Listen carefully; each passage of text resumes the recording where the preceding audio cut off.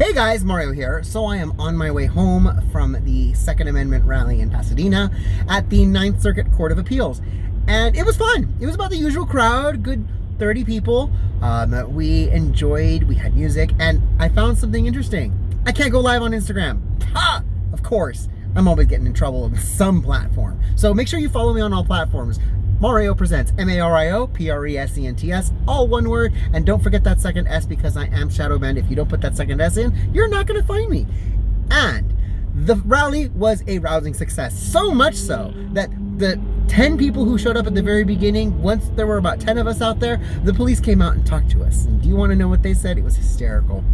They said, you know, for the judge's safety, they've asked that we lock down the building so the bathrooms are going to be inaccessible. You mean to tell me that these judges were terrified of patriots outside protesting for the Second Amendment? Okay, we're not Antifa. We're not going to break into your building. We're not going to destroy everything. That's okay. But I can pee in the bushes. That's okay. I can flex my male privilege. It was fantastic. And I was out there because I do support the Second Amendment. I support people's right to carry arms.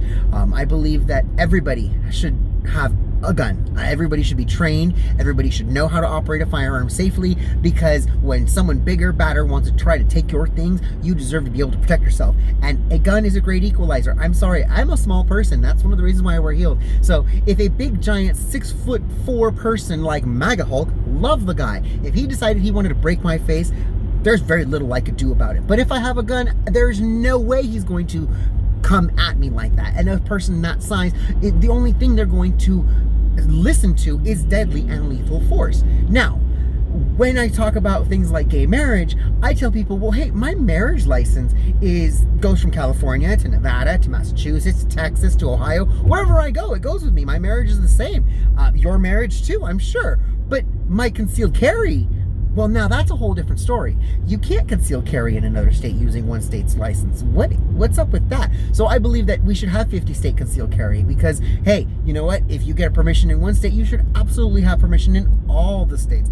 That's why I ultimately believe in constitutional carry, which is the reason why the NRA was founded. It was to protect gun rights, but more so to protect the most vulnerable population. And when the NRA was founded, the most vulnerable population at the time was the free enslaved blacks, and the NRA was founded literally like 2 years after the Civil War ended, and the whole focus was to get a gun in every single black home, because they knew that there were going to be resentful whites who would try to harm and try to oppress black people, and so they fought to get black people educated and armed so that they could protect themselves. And when the 1920s rolled around, by the 1930s, you had blacks living in regular urban communities.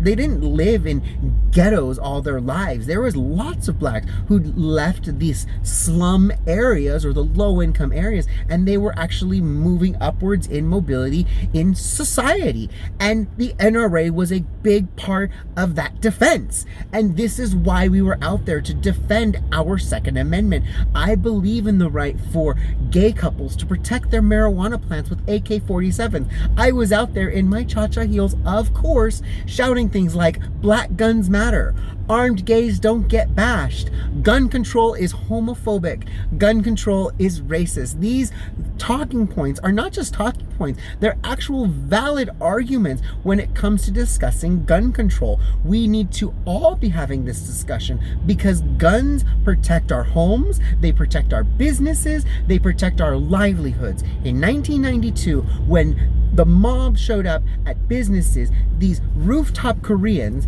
took to their roofs and they defended their livelihood, they defended their businesses, and the gun shop in that business center, I don't know what that noise was, that was hysterical. I don't know if you guys caught that on camera, but I digress. The business in there, the gun shop that was in that little plaza, ended up handing out guns to all the business owners, and it was like, hey, here's guns, here's bullets, defend your businesses, because we do not need to have our businesses looted, burned, destroyed. Absolutely not. And unfortunately, one of the rooftop Koreans lost one of their own family members, because this was the time before cell phones. This person tried to get into the business and they shot them. They used lethal force and they shot them. And Unfortunately for them, they lost a family member, but that was also one of those things that the looters saw that person try to break into the business, or what they saw was break into the business, get dropped, and they moved on.